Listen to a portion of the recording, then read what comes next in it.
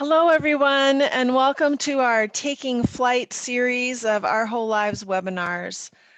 Today, we have a pre-recorded webinar for you due to an unintended schedule conflict for today. So I am going to, in just a moment, ask our wonderful team member, Andrea, to start that video for us. But I wanted to let you know, first of all, I'm Amy Johnson, UCC Minister for Sexuality, Education, and Justice. And I'm here with... I'm Dr. Melanie Davis, the Unitarian Universalist Association's Our Whole Lives Program Manager. And while we are showing you this webinar that was recorded on New Year's Eve, actually, you are free to use the Q&A feature if you have questions, and Melanie and I will remain on and do our best to answer questions for you after you watch this lovely interview conversation with Dr. James Wadley. So without any further delay, Andrea, will you pull that up for us?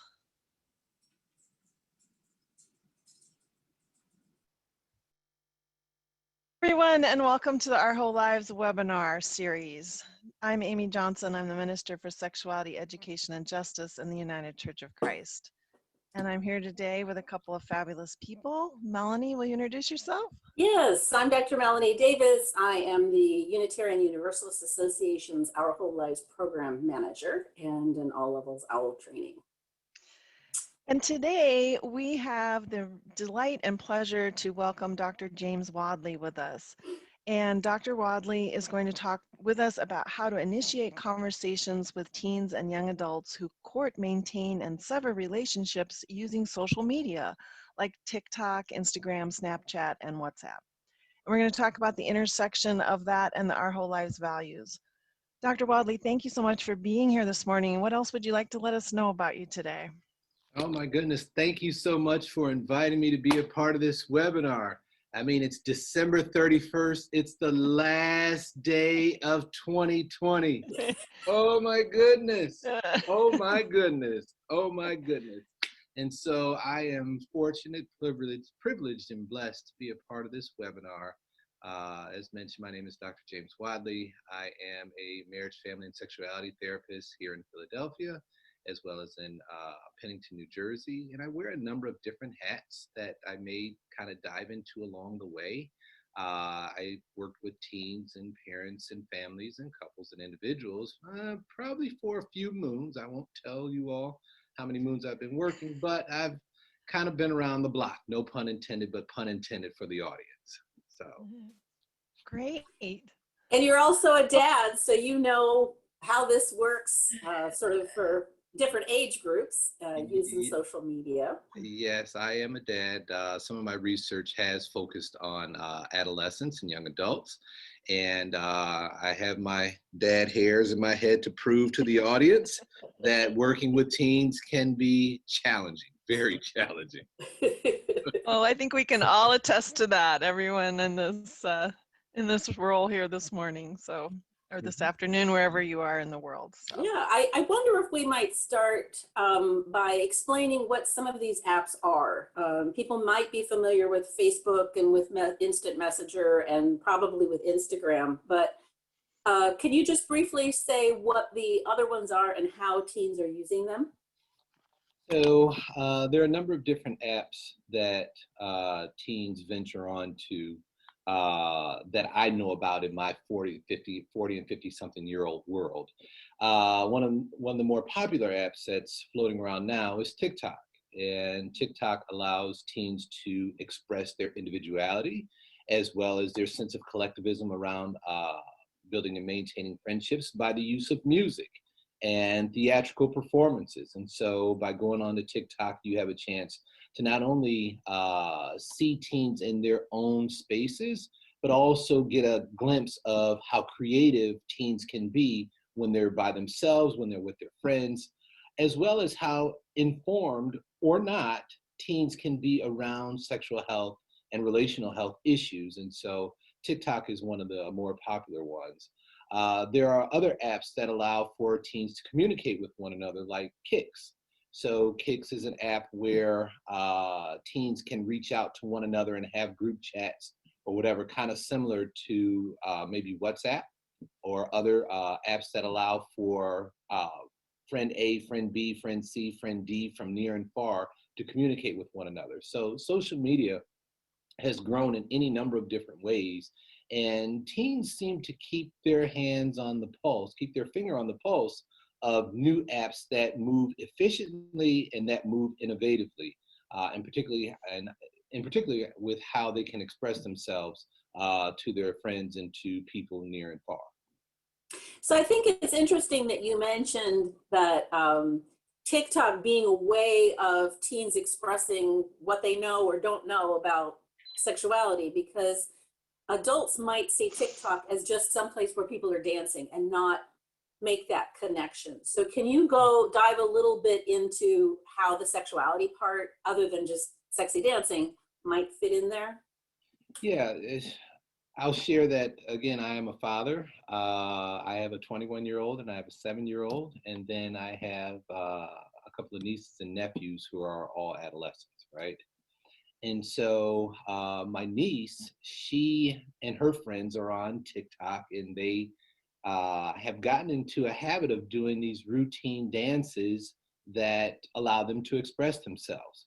Well, who do they learn the dances from? They learn the dances from entertainers as well as performers, and then they want to mimic those performers, whether it's singing or whether it's dancing. Well, we know that singing and dancing are an art form, and art is a medium in which people express themselves. And so, as teens express themselves through social media, uh, they have an opportunity to meet other teens who are interested in their dance moves or singing style or dress or even culture. And then they have an opportunity to actually build relationships through TikTok, through those relationships that they develop with teens who are possibly in their immediate area or who live on the other side of the planet. And so social media has brought us all closer together and allowed us to experience people's individual expression, and particularly it's in particular for teens. Great, great. And have you noticed that there's sort of a difference in how somebody who's 18 might use it versus somebody who's 14, or somebody who's white versus somebody who's black or queer or straight? Yeah, and I'll share that that's one of the beauties of social media, as well as the accessibility of social media, in that people have a chance to display their own creativity as it relates to themselves and even their idiosyncrasies. In terms of developmental, what we know about human development is that we know that teens in general, they can be present time oriented, experience feelings of invulnerability, and may be present time oriented. So sometimes when teens produce videos, they're not thinking about the impending consequences that may happen somewhere down the road because they're present time oriented, and they're not thinking about, oh my gosh, what happens if my teacher sees this video? I just kind of came across a news report where a teen had posted something on social media and had made a comment about his or her teacher about school. And so the school ended up suspending the teen for using inappropriate language on social media. So teens don't think about the impact that they have on people they'll never come into contact with. So then as it relates to ethnicity and race, for some TikTok and some social media users, what they present on social media may be a small caption of one's family, one's culture, one's socioeconomic status, or whatever. And as it relates to race, sometimes teens involve themselves in conversations or in productions that illuminate the beauty and sometimes the complexity of the families and communities that they come from. So teens communicate with other teens around social justice issues.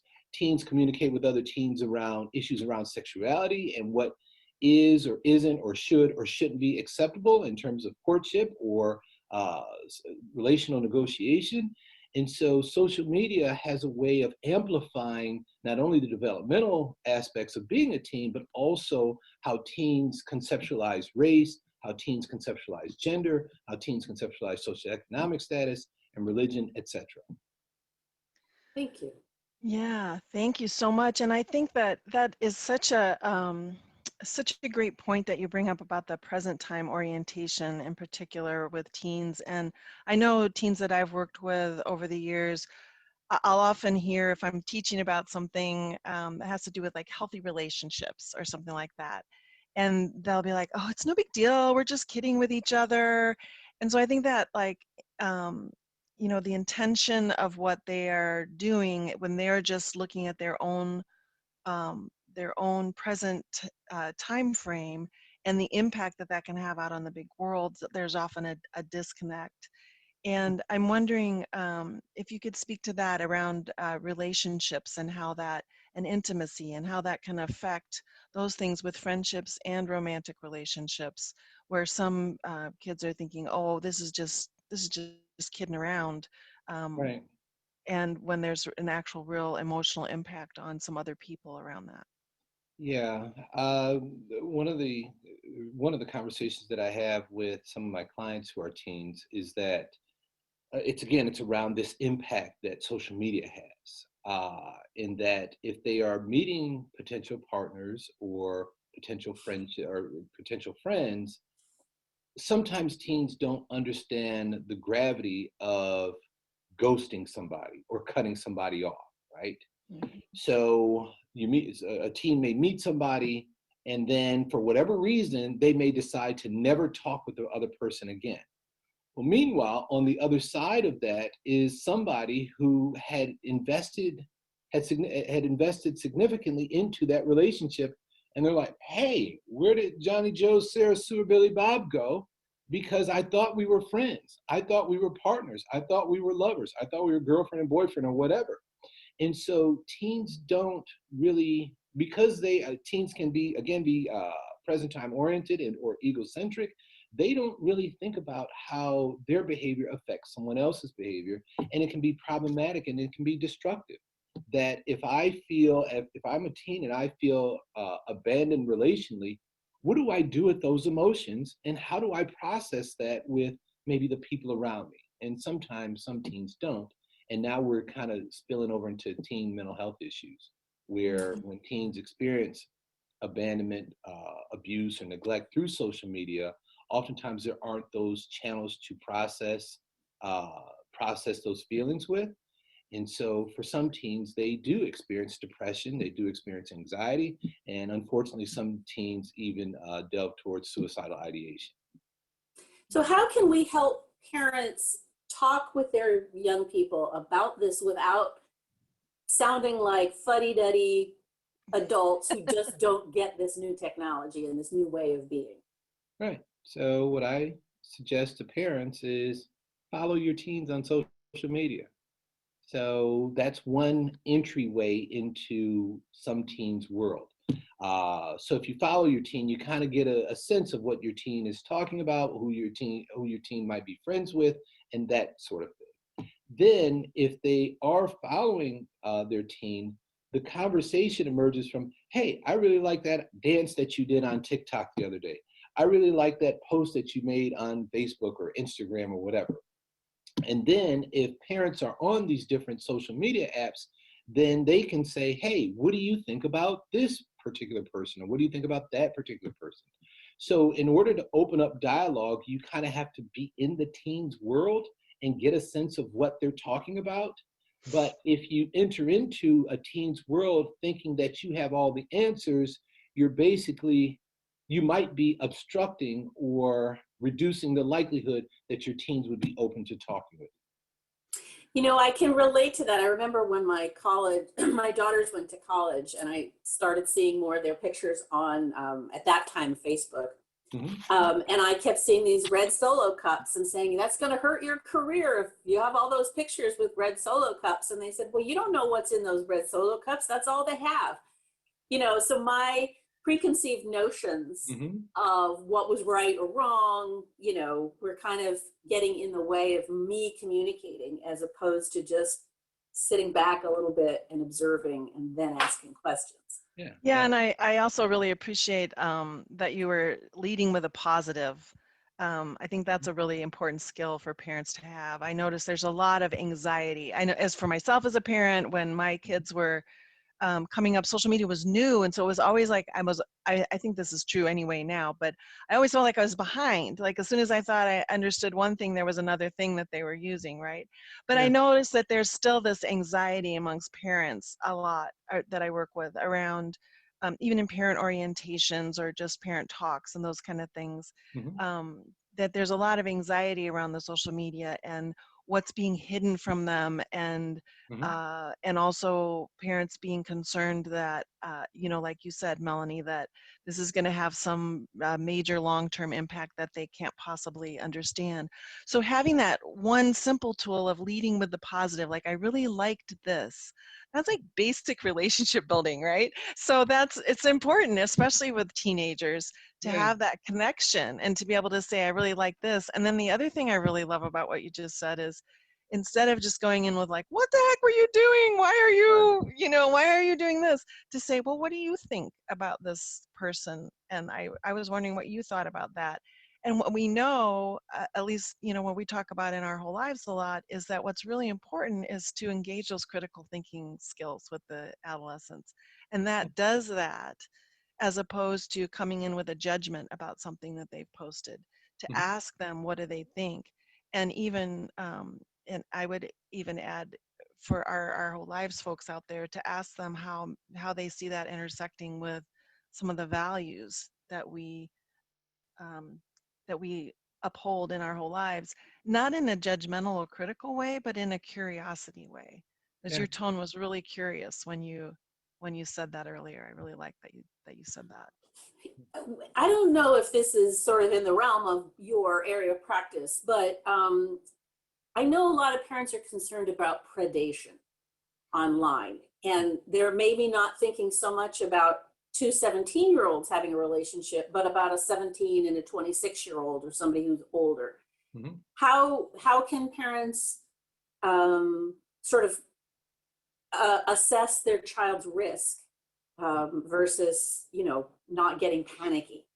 Yeah. And one thing that I thought about before I answer the question is how difficult it is for parents or us to really hold on to ourselves when we venture into these worlds with our teenagers.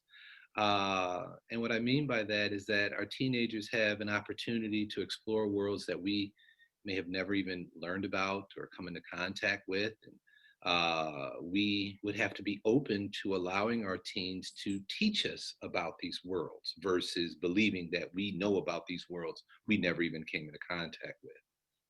And Mm. so, in handling a circumstance where there may be predators online, I think that we can teach our teens healthy relationship skills as well as talk to our teens about the value of friendship and the value of having a circle of friends around them to uh, be their eyes and ears and be those entities that can look out for them.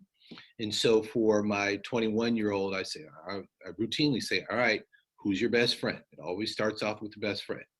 And the best friend, I will then follow the best friend and find out what he or she is into and what he or she looks at. And then I look at their relational constellations and see who's in that group. Once I am in that group, I can invite my son to tell me about the friendships that he has with the people that are in that relational constellation. And so by inviting him to tell me, hopefully for him, it feels non-judgmental, and it gives him the opportunity to say, hey, Dad, I'm cool with this person. I'm not cool with that person. I talk with this person every day. I talk with this person sometimes. I'm interested in Johnny, Joe, Sarah Sue, or Billy Bob. Romantically, I have a date with this person or that person. And so the more I invite my son to tell me about the world that he's in, I believe that we reduce the likelihood of other people preying on him. Mm. I think that's good because that's also getting into that critical thinking about, Mhm. I'm not equally friendly with all 600 of my followers. Right. There are maybe 20 people I know personally, and the Mhm. rest of them are sort of lingering on or just observing or whatever. And I think that brings back what, Amy mentioned about OWL, is that we never just say, here's what you shouldn't have 600 followers you don't know. Mm-hmm. We encourage them to think about, what does that mean to allow people into your life, and how much do you want to share publicly without telling them that it's right or wrong, because we don't do that in our own lives. Yeah. So boundaries are important. That you don't, like, so we just had this conversation last week. My 13-year-old niece was kind of floating around the house with her phone and actually shared with her friends what her mother was doing, what my sister-in-law was doing. And so we all shouted like, hey, don't do that. You don't have to tell everybody all of your business. So, boundaries, she's learning boundaries, and her older brother vicariously is learning about boundaries. And so we have routine conversations about how to manage these other entities in your life that are funneled through social media. Can we talk a little bit about relationships? And, when we might say a healthy relationship is in person, but, like Dr. Landy Turner did research that showed, people can have entire full relationships strictly online. But that can be hard to teach a teen. That might work well for some people and not be considered healthy for other people. So how can parents and religious educators support teens in understanding the sort of the challenges of online relationships and the realities of, one online relationships versus in-person relationships? Yeah. Well, thank you for asking that question. I actually had a conversation with a couple yesterday who was struggling with their teen. Their teen had reached out to, I had formed a friendship with a few different people, and the teens were communicating through emojis. And so the parents had their own interpretation of the emojis, and there wasn't the space or the opportunity for the teen to say, no, mom and dad, the emojis mean this rather than this. It was don't send any more heart-shaped emojis and da da da da da da da. So we had a chance to talk about, in this case, the use of emojis, as well as the willingness of the teens to express themselves creatively in that fashion, and how emojis, even though they may depict a particular emotion, the interpretation of that emotion may be different for the sender and the receiver. So as I'm alluding to, conversations about social media and its use and the language that's used to court to court somebody, it's very nuanced, but it's very interpretative. And when parents can have those kinds of conversations with their teens about, hey, what does this mean? Families tend to fare better than those who don't have those conversations. I think that's such a great example. I know sometimes when I work with teens, I talk about I'll just put like one word up on the board, and that sometimes I use the word thanks, and sometimes I use the word sorry, and say like when you text that, somebody doesn't know if you're saying thanks or thanks, Right. or sorry or sorry, and so that there's something missing. And then oftentimes what I'll get in response is, well, that's what emojis are for, right? But I also think that there's some deeper things that happen too. I mean, not that that couldn't cause a deep rift, definitely. But I know that sometimes in talking with teens and young adults, they equate like talking with someone with texting. I might say, did you talk to them about that? And they'll say, well, yeah, we texted this. Mm-hmm.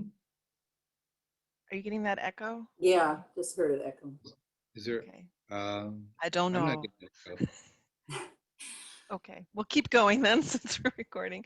So we equate texting with talking, and things like breaking up and those kind of things over texting. Can you talk a little bit about that?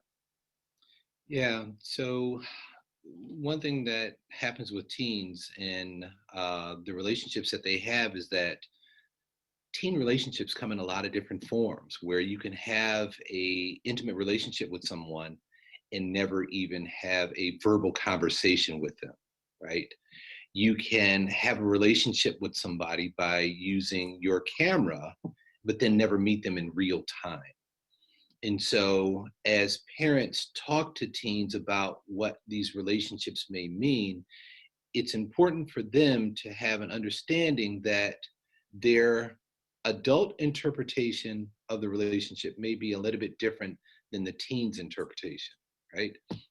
And then in terms of breaking up, we have teens who may spend time with one person online, and they may have an intimate relationship by use of the camera, but then they have a different kind of relationship with someone else, and they're texting all day, every day, 24/7, 365. And so when teens are invited to share about their attachment styles with these other teens, I think that allows for a different kind of growth and a different kind of conversation and information that parents can have with their teens that allows them to facilitate closeness with their teens.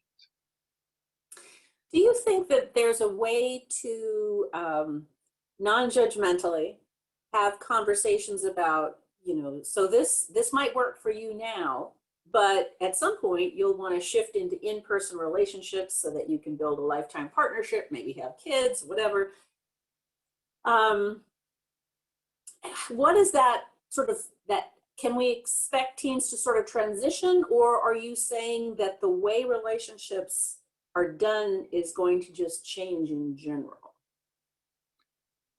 I believe that it's changing in general because as teens and people spend more time online, it makes it more difficult for them to connect and have a stronger attachment with someone in real life. If you've ever been out to a restaurant or a lounge or wherever, oftentimes you see teens standing in huddles, but everyone is on their damn cell phone, right? thinking about the implications of them being together and possibly even taking selfies of themselves with the people who are on their cell phones and sending it out to their followers. And so it's difficult for some teens to have intimate conversations without the use of phones because they can't hide, or I don't say hide.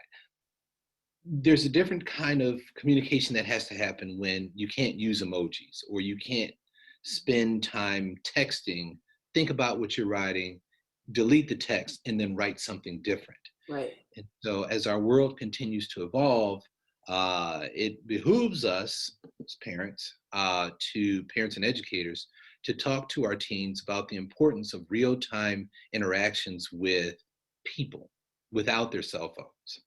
So for the teens who I work with, I ask them, who would you be without your cell phone?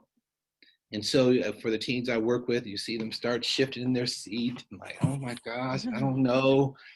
And they literally go through these withdrawal symptoms, thinking about what their identities could be without their phone. And I said, and I'll share with them, I said, your phone or social media has been there with you through good times, bad times, happy times, difficult times, whatever kind of times. If you take your best friend and you remove it out of your life, now what happens? And so now they have an opportunity to conceptualize their lives without social media. And more often than not, they're freaking out like, oh my gosh, I don't know what I would do. Who could I ever become without the use of my phone and social media? So having those kinds of conversations to get teens to think about their lives differently outside of using their phone possibly gets them to consider their entire lives rather than a portion of their lives by just using the phone.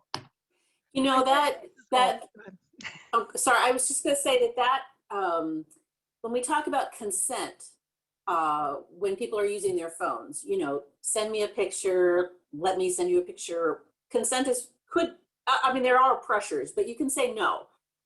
But when you're in person, somebody can touch you, they can stand a little closer than you're comfortable with. And how do we teach young people how to maintain those boundaries in person if they're just used to the boundaries around technology. That seems an important conversation, important lessons to have in terms of boundaries and consent.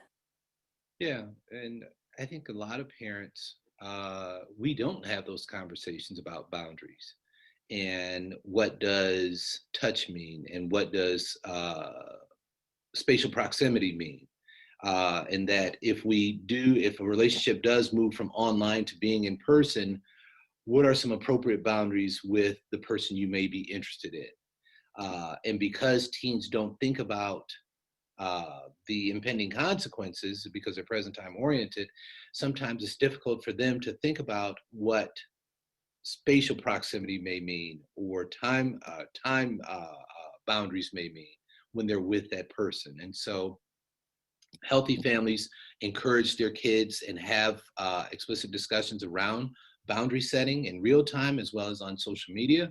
And I think it's very important that parents open themselves and open their teens up to that conversation. I think I love this so much. I think the idea, I remember when my kids were coming up and you know, I won't say how many years ago that has been, but I will say that it wasn't so much the social media, but it was like the concern about just media in general and TV consumption and that kind of thing. And in the sort of parent education realm at that time and mental health and all that, it was around, you know, limiting screen time and but also interrupting screen time with conversation, because that changed where the decision making was going from, you know, from in the brain stem up into the prefrontal cortex, and just having a conversation. So hearing you say, like, it's important to have these conversations, right? To process, what does this mean? If Who are you hanging out with? What is the difference in real life versus on social media? That those are really important things to do, and in any with social media as well as with any other kind of media.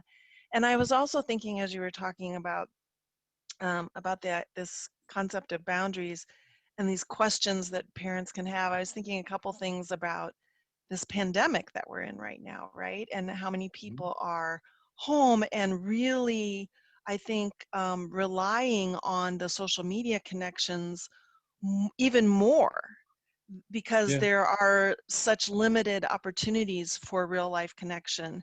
So that's one question about, and maybe I answered it by saying it's important to process that with your kids. Yeah. But you know, is there anything else that you would suggest for parents and teens around that?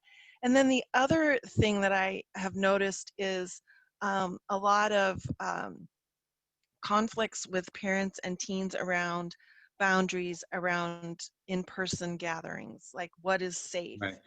not safe to do, and to how to connect and how to manage that sort of risk continuum, right? That, Yeah. uh, yeah. Yeah. It's a terribly difficult concept for teens to really observe social distancing. Again, because of the present time orientation and feelings of invulnerability, that I don't think that I could ever contract COVID-19. And so I can do what I want to do.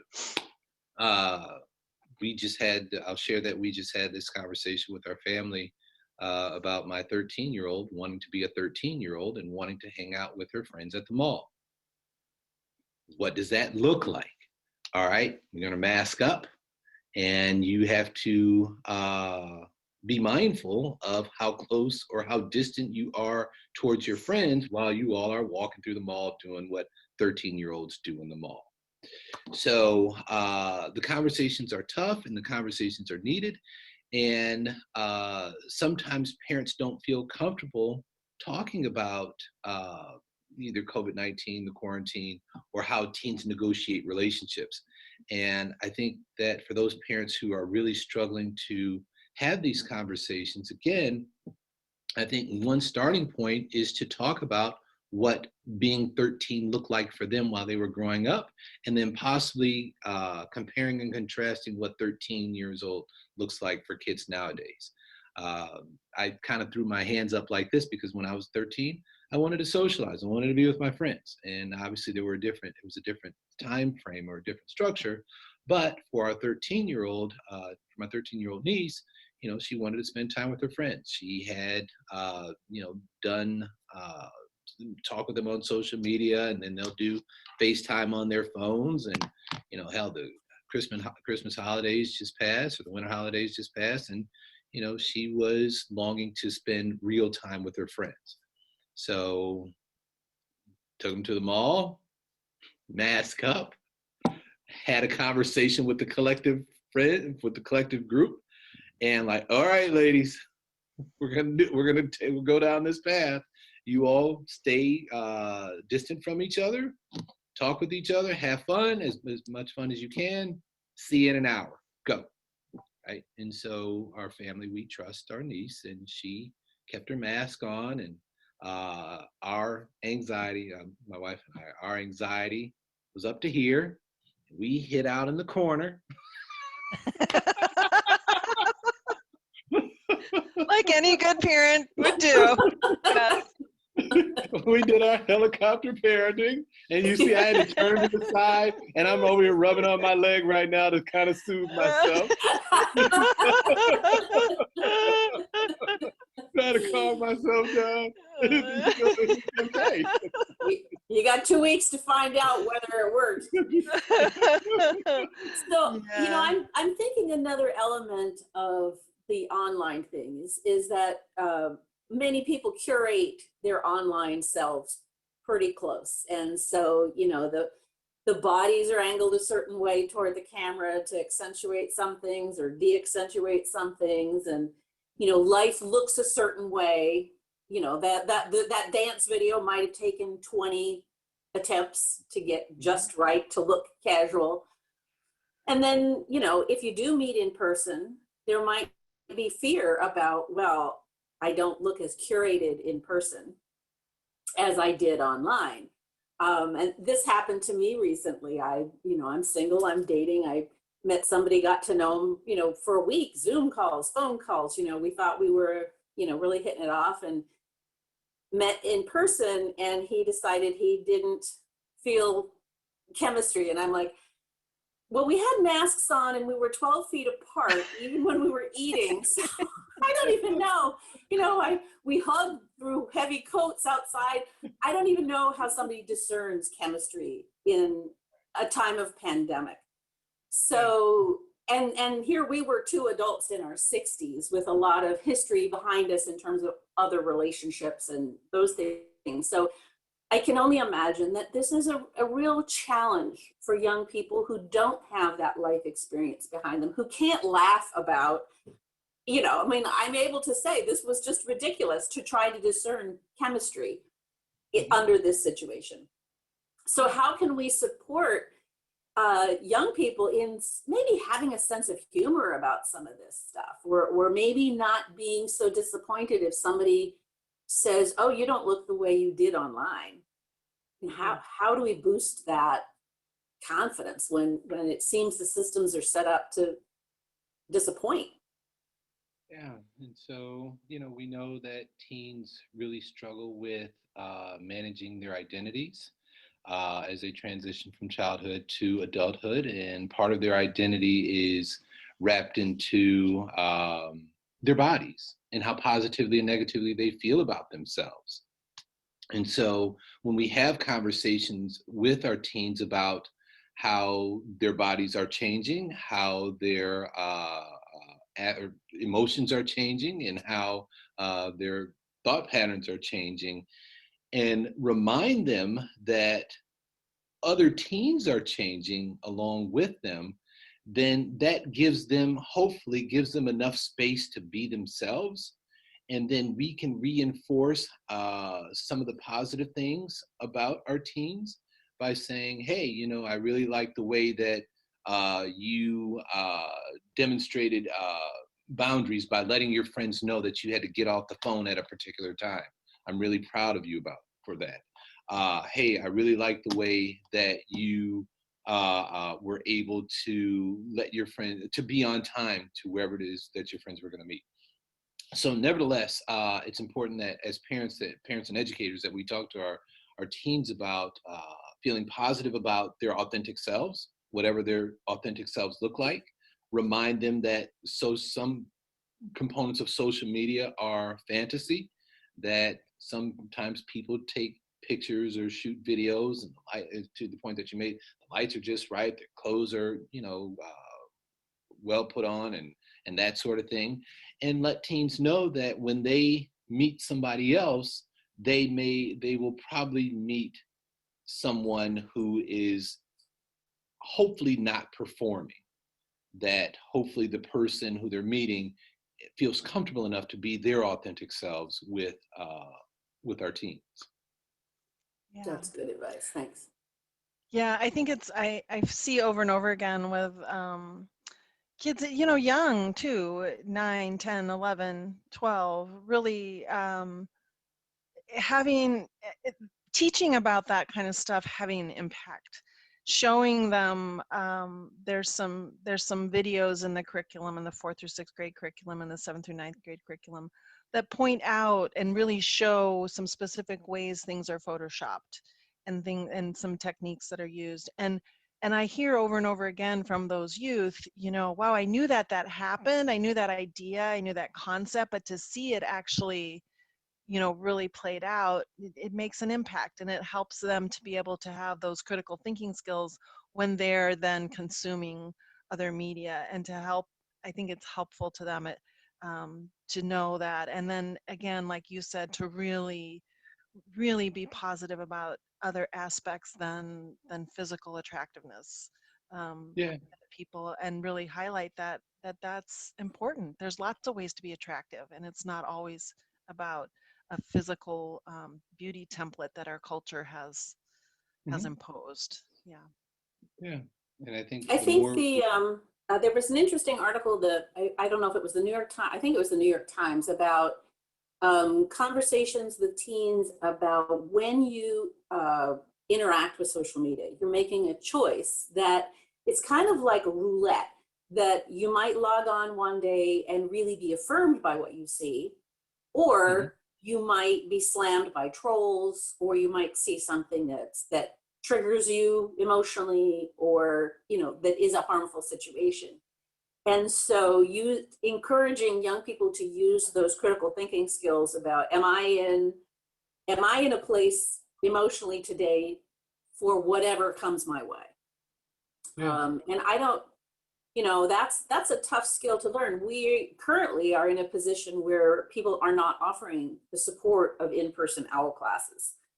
And Right. those workshop settings really do bond groups of youth together, and Mhm. they're kids with all kinds of identities in the same space, and it's hard to offer that kind of group support now, when we're at a distance. So I think the role of parents and youth group leaders and peer educators becomes even more important now, perhaps.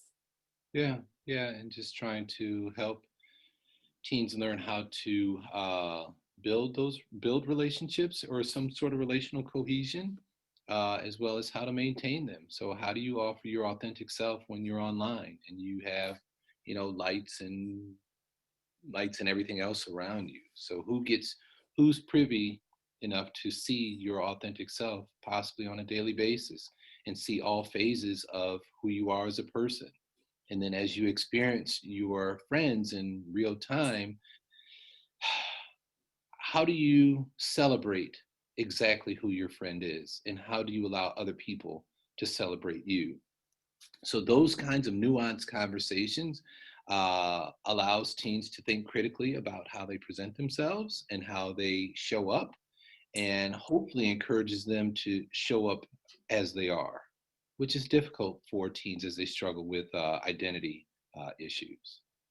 I'm wondering if we could talk for a minute about actual sexual behavior that may occur, with sexy texting or photographs, and how that might affect how people then have sexual activity and encounters in person at some point. in your practice or experience, are you seeing sort of concerns around, I learned how to perform sexually in the social media space, and then what do I do when I'm actually with another person and I have to worry about where my legs are, my hands are, or whatever? Yeah. So social media, on one side, it can be used to share accurate information about sexuality as well as sexual behavior. But then on the other side, it sometimes social media creates unfounded expectations around sexual expression. That if you are watching people engage in sexual behavior or having intimate encounters, more often than not, people are sometimes putting up the representation of who they think the world wants them to be rather than who they are. And so, again, for parents having those conversations with teens about what they consume through social media, about uh, about safe sex, or about consent, or about setting boundaries, it's so needed. It's so needed. So if you meet somebody online and the person says to you, "Hey, you know what? I've been quarantined in my house for the past 9 months," and your teen decides that he or she is going to meet with that person and possibly have an intimate encounter, what does that look like, and how is safe sex negotiated, assuming that both partners have been quarantined? And what might the urgency be to have sex right now? Well, that's a challenge because teens are experiencing all kinds of hormonal changes, and they may crave being with somebody else. And when parents and peers can talk to teens about being safe and engaging in healthy decision making, responsible decision making, that allows teens to at least hopefully kind of slow down just a little bit, maybe not a lot, just a little bit. Say, hey, maybe I don't have to have a sexual encounter with this potential partner right now. Maybe we can just wait until, hell, everybody gets the damn vaccine and beyond. I asked some educators. 2021, 2021. Yeah, we'll hope. I asked some educators sort of what they're hearing is the word on the street in terms of what people are doing regarding masks and sex. So they said, actually, some people are more compliant about wearing masks than they are about wearing condoms. Yeah. And one person speculated that maybe kissing is going to be sort of go back to being the new third base, because it feels when you're literally risking your life by taking your mask off and kissing somebody, that becomes this really intimate, boy, I got to think about this thing. It kind of makes me think about it in Seinfeld when there was that episode on being sponge worthy. Right.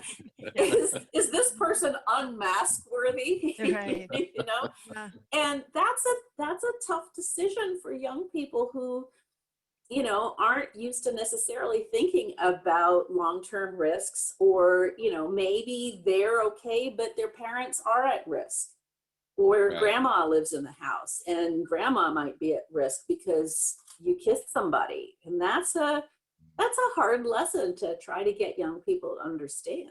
I really liked how you walked us through your situation with your niece, because Yeah. it really was a great example of the idea of a risk continuum, right? Okay, this isn't 100% safe. It's the only 100% safe thing is staying home with other people who aren't going out, right? So, Right. Exactly. but so if you're going to go out, if you're going to engage in this risky behavior, then you need to wear protection, right? You need to engage in certain practices that make it safer for you to do this thing. And Yeah. so I think that that's really a beautiful example of risk continuum, and how the conversations that we have in our whole lives about sexual behavior now can be expanded to safety in lots of other areas. And this pandemic is giving, I think, a lot of parents an opportunity to have those kinds of conversations. And maybe it's a segue of if you had this conversation about masks and friends at the mall, you can have this conversation about sexual behavior and using protection and safer activities as well. James, we have a couple more minutes, and I'm wondering if there's something that we have not touched on that that you think that would be helpful for not only, well, our listeners are predominantly Christian educators and religious educators, or people who run programs who are supporting the parents and supporting the young people. So what would you want them to know? I would say that for a lot of things that we talked about today regarding, responsible decision making, consent, just being safe, whether it's through intimacy or through protective gear, a lot of things that we talked about as it relates to adolescents, it also pertains to adults. And so if the audience out there has friends and family and even clients like I do, some adults struggle with being present time oriented, have feelings of invulnerability, as well as being being present time oriented.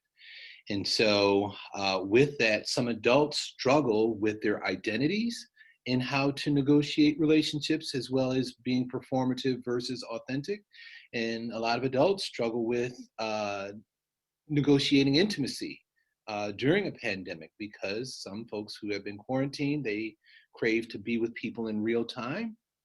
And when they do venture out to be with people in real time, some adults don't make responsible decisions, sort of like teens. And so I'm hoping that what we talked about today basically has meaning for everyone who views this webinar. And I'm hoping that people will at least kind of slow things down and think about how they think about their decisions that they make, as well as the actual behaviors that they engage in. Fabulous. Well, thank you so much for being with us today. Thank you. Yeah. And Thank you. Happy New Year to you and yours. Yeah. Happy New Year. Goodness gracious. About time, right? I know. And I'm hoping that when the clock strikes 12, that all that was wrong will be right for everybody. And hopefully folks who have experienced some sort of challenge in 2020, my thoughts and our thoughts and prayers are with you for healing and safety and happiness in 2021. Thank you so much. Wonderful. Thank you. Thanks, everyone. Okay, I think you can. Well, I loved hearing that and without having to participate. I know. Dr. had such wonderful advice for parents and folks working with young people. Yeah, there's just so much I appreciated about his willingness to chat with us and his approach. And we do have some questions and some, I guess even I would say skeptics in our Q&A right now. And one thing that came up was that people were concerned that if they were following their kids' social media or trying to have those kind of conversations, that the kids would resent it. And I want to just say a couple things about this and about a couple other related questions that are on there, which is just to remind everybody that our whole lives is not neutral. And our whole lives is not about just anything goes. It's really crafted intentionally to help youth engage those critical thinking skills. And as facilitators, we are guiding them. And as somebody had put in one of the questions or a comment about like being a co-pilot, especially parents, even more than our whole lives facilitators. And we are very adamant about parents are their primary sexuality educators of their youth and are perfectly, you can have your own values. They may not be the same as what I have as a facilitator. The parents might have different values, but that is something that our whole life supports. And we support parents being upfront with their kids about what their values are. What I appreciated about Dr. Wadley was his approach of lots of different ideas for questions and different ways that parents could bring it up. Melanie, what else would you add to that? Yeah, I think approaching it from a place of curiosity. It's also a matter of safety. As much freedom as we might want our children to have, it's our responsibility as parents and caregivers to keep them safe. And each family has their own rules, or I think Dr. Wadley used the term boundaries around what is safe and what isn't safe. And so I try to avoid judging the decisions that other families make, as long as they're all in the spirit of keeping the kids safe. And so I would encourage people to consider supporting parents in their decision making and thinking process around this by offering the parents and caregivers sexuality educators small group ministry program. That program actually, the webinar for February is going to feature Robin Slaw, a director of religious education for a UU congregation, who turned that curriculum that we had authored into a small group ministry. And it's a really fabulous program. And Robin is going to be talking about adapting that in-person program for online use. We do have congregations that are doing that. And Amy, you have some exciting news about that as well. Yeah, the UCC has engaged a couple of our Whole Lives trainers to adapt that program to be more UCC, I don't know, infused for our UCC folks. So, eventually both versions will be available to anybody for free that you can use. But we've asked our UCC AL trainers to add some scripture and those kind of things so that folks in the UCC for whom that's important might use that. So yeah, so excited to see that next month, and kind of we're sort of have a theme, I think, about parenting going on this first quarter in 2021. So there's another question about Malcolm Gladwell's book about how difficult it is with strangers telling truth from lies, and how can we help our youth to be cautious on social media about that. And I think again, the critical thinking skills of having those conversations about, so this person is interesting to you, what is interesting to you about them, and how do you know what's real and what's not real on social media, from a place of curiosity and not judgment, I think is really, really key. And then Melanie, go ahead. I was going to say also, when we help support parents in building these strong relationships with their children, or caregivers with the children in their charge, then we can hope that there's enough openness and communication that the adult can say, I see that you've made this friend online, and I can support you after COVID, meeting this person either on Zoom or at the mall or whatever, but I'm going to be there. I'll sit across the way. You guys can have a conversation that I'm not going to listen to, but I want to be there.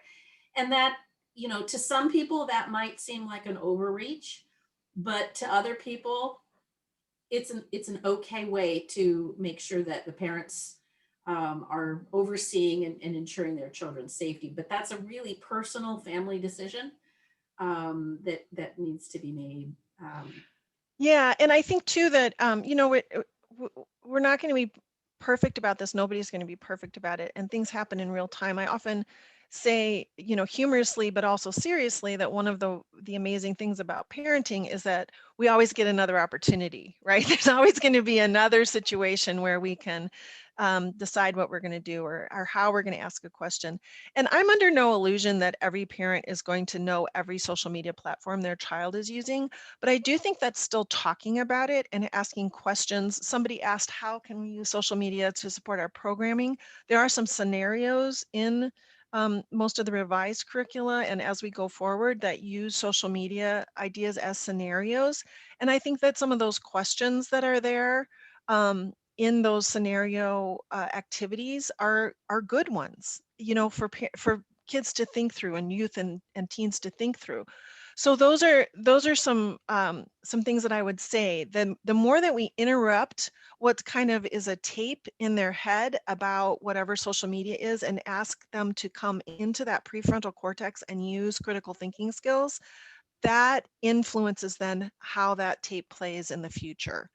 Yeah, and Also, it's possible if for those people who are hesitant to advise parents and caregivers to follow their young people on social media, another option is just to get familiar with the social media yourself. So independent of the young people, parents and caregivers can get on TikTok and just see what's there.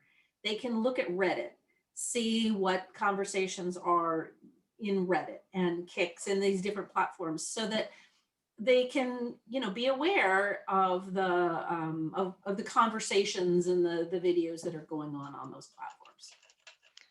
Yeah, I'm just typing. Somebody asked, when will this be up online so it can be shared? Should be later this week. Um, and one of the things I realize that we're at the top of the hour and we have a couple more questions, so I want to just address those really quickly. One person is talking about having an issue with present time oriented. So I think that what is important to realize is that I don't think that that's a derogatory term at all. That is about research with adolescent brains. And it doesn't mean that people can't think ahead and can't plan for the future, but it also means that there are times when people who are under their mid-20s, younger than that, um, are are more present time oriented and need more practice connecting those instinct present time reactions to the thinking ahead. So it's not a switch that just flips when somebody's 25. It's a process of connecting pieces of the brain together and decision-making pathways. And so those are some things that I think Dr. Wadley was talking about in terms of those questions and conversations. You can't just have one conversation, just like you can't have one conversation about sexuality, and that you continue to have conversations and that helps strengthen those pathways. There's also a question about, is Our Whole Lives training going to be virtual? Melanie and I actually are working on that right now to see if we can hopefully have that a pilot version of that open sometime the first half of this year. All right, I'm also looking in the chat. Melanie, go ahead while I look at this chat. Yeah, so that would be for the secondary level is what we're starting with. There was a question from Christine about being concerned about online relationships not being true. So I mentioned a researcher, if you might recall, Yolanda Turner. And her nickname is Londi. Londi actually wrote the workshop in the 7 to 9 second edition about social media and the internet. And Dr. Turner's research focused on online relationships, and what she found was that they are absolutely real and valid and have the same arcs that in-person relationships can have, and can have the same richness as they can have. My point that I brought up with Dr. Wadley was then, how can we help young people transition from, especially in a period of pandemic when they might be having relationships online, and then if they want to transition into in-person relationships, will those skills carry forward? And I think that's one of the things that OWL is helpful with, is teaching skills that can be used online and in person. The skills of being a good friend, of being a trusted partner, of being a responsible person, of being a caring person. Those are transferable skills no matter what arena somebody is building a relationship in. There's one other question here that I want to take a stab at quickly, and then I think we'll wrap up, and you all can feel free to contact Melanie or myself if you have additional questions. And that is that sometimes, as much as we would like every family to have a healthy relationship and be able to have these conversations, sometimes they don't. And how would we recommend navigating boundaries that kids want to set with their parents regarding their parents' access to personal social media? This is something that comes up all the time when I teach AL 4 to 6th grade. And I think that there is some of this that does depend on the relationship that the parent and the child have to that point of how they can talk about things and how they can talk about boundaries and privacy. And I also think that it's an ongoing situation. It isn't just one answer for all ages. So the boundaries that I might have with a 12-year-old are probably going to be really different than the boundaries I'm going to have with a 16-year-old. Also, it's going to depend on our family history and on how trusting and trustworthy our relationship has been with each other, and what kind of history we have about trust being broken and repaired and those kind of things. So there isn't one answer, but I do think that it's never too early or too late to have these conversations as much as possible in a spirit of curiosity, and also trying to find some common ground, like, okay, we both want you to be safe and we both want you to have some independence. How can we work this out? And have some conversation about that. And if things get heated, take a break and come back and start again with that common ground. And I would add that it's not wise to necessarily think of, at 10 years old, you can do this, at 11, you can do this, at 12, you can do this. Because if you'll recall that our whole lives is all built around developmental appropriateness. So what works for a 10-year-old in one family will not necessarily work with a different 10-year-old in another family. So that's where the more that we can support parents in having conversations, in thinking through with other people, other adults in the family, or in the caregiving situation, what are the rules that we're going to have? What's going to work for this child? The more that we can support parents and caregivers in that role, the stronger those families will be. So thank you so much for joining us today, and we really appreciate your continued support of Our Whole Lives webinars. As Melanie said, in February we will have Robin Slaw on talking about adapting the parents and caregivers as sexuality educators curriculum for online. We will send out a thank you email, as you usually get, which will have the link for this recording, the recording within the recording today. And that should happen sometime this week. And you can feel free to share that with whoever you would like to. Anything else, Melanie, before we wrap this up today? That the program for March is going to be on the topic of polyamory. Yes. The Canadian Unitarian Council surveyed their members and clergy and staff across the country. And we're going to be hearing the results of that survey and considering perhaps how that might work or relate to our own churches and congregations in the United States. Yep. So thanks again, and have a fabulous day, and we wish you all the best as we begin 2021. Take care all.